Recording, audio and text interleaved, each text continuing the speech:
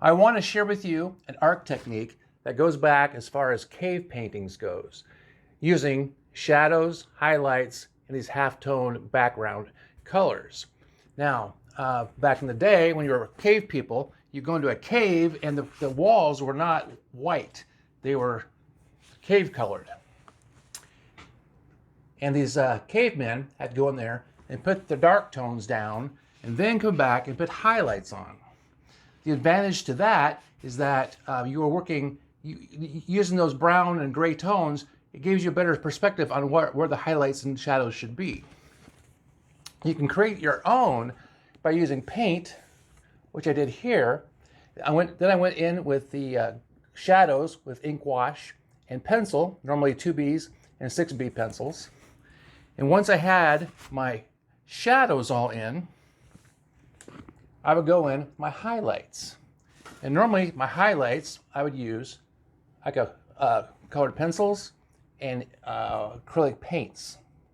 So once your tone is set, it gives you a good perspective on how dark you should go and how light you should go. And I think it makes your pictures look much more dynamic. So on all of these pictures, I got videos of this where I show you how to do it. I go back, I do my drawing, and I go in and I put these halftone background colors in. It's cheaper if you use paint. Then I go in and I put my shadows in and then add my highlights. Another option is you can buy this board, which I bought at the art store. I'm not going to say which one because they don't sponsor me, but it's nice because they're like $5 a board and they're already colored about 50% gray. Allows you to darken your tones down and then come in. Here's the deal. The work part of artwork is everything, at least to me, up to the point you put highlights in. And once you get to the highlights section, then it becomes fun because then your picture gets all this texture and it begins to pop, pop, pop, pop, especially if you're doing bubbles or eyeballs. I found that if you practice doing bubbles or water drops and eyeballs with the highlights, it looks amazing, and it's just like a magic trick. So I got lots of videos on this channel. You can go back and see how I do this. You know, a bunch of them I use the board. On a bunch of them I use the paper.